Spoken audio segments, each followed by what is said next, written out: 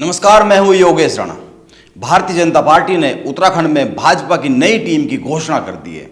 और जैसा कि कोई भी नई टीम सामने आते ही राजनीति में एक सवाल सबसे पहले आता है और वो यह है कि नई टीम पर असर किसका है, प्रभाव किसका है, चली किसकी सबसे ज्यादा है। क्या इस नई टीम के बाद उत्तराखंड की भाजपा में गुटबाजी युग का अंत हो गया है, या फिर केंद्रीय नेतृत्व ने कुछ ऐसे बिंदु छोड़ दिए हैं जिसके कारण प्रदेश संगठन और सरकार में सत्ता का संतुलन बना रह सके, या फिर एकदम उत्तराखंड में संगठन और सरकार दोनों ही जगह धामी युग की शुरुआत हो गई है।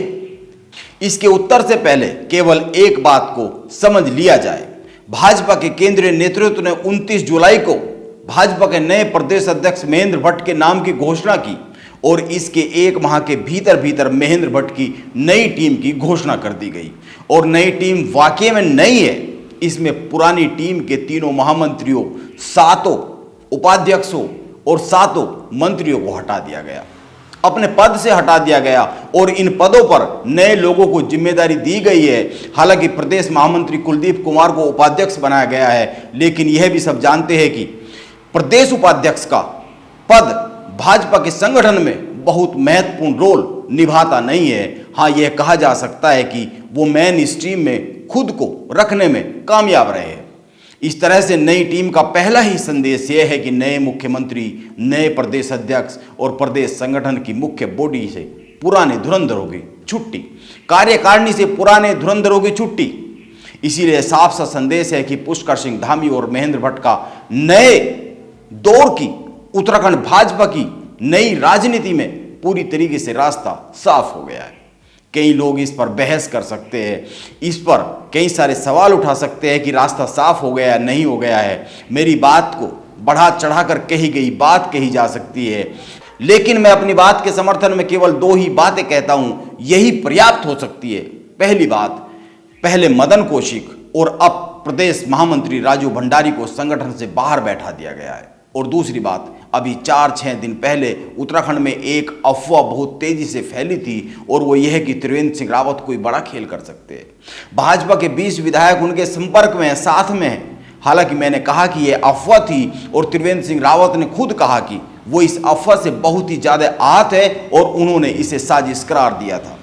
लेकिन अब यह जो उत्तराखंड भाजपा के नए संगठन की तस्वीर बनी है, इसमें त्रिवेंद्र सिंह रावत की कहीं छाया नहीं दिखती है। कोई विधायक तक इस टीम में शामिल नहीं है। पुष्कर सिंह धामी के चंपावत चुनाव के प्रभारी रहे अल्मोड़ा के कैलाश शर्मा को उपाध्यक्ष बनाया गया है।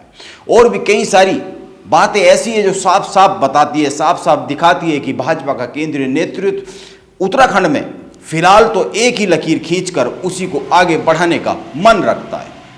यह एक समझने वाली बात है। भाजपा के संगठन में जो सबसे महत्वपूर्ण पद होते हैं उनमें प्रदेश अध्यक्ष, महामंत्री संगठन और तीसरे महामंत्री संगठन जो कि संघ से आरक्षित होता है और 3 महामंत्री 3 चुने गए हैं और 3 में से 2 धामी की पसंद और एक भगत सिंह कोश्यारी के करीबी। इस तरह की बातें है और इसको समझा जा सकता है। और रही बात क्षेत्रीय और जातीय संतुलन की, तो यह तो एक सामान्य सी बात है। कुमाऊं और गढ़वाल को बराबर सम्मान दिया गया है, बराबर पद दिए गए हैं। इस तरह से यह तो साफ साफ देखा जा सकता है कि सरकार के बाद संगठन पर भी पुष्कर सिंह धामी का प्रभाव साफ साफ दिख रहा है। लेकिन अंत में एक सवाल है जो कि उत्तराखंड की राजनीति के संदर्भ में किया जाना बहुत ही जरूरी है। भाजपा ने 1 महीने में ही कार्यकारिणी का गठन कर लिया है, लेकिन कड़मेहरा ने उत्तराखंड कांग्रेस के अध्यक्ष पद को 10 अप्रैल को संभाला था।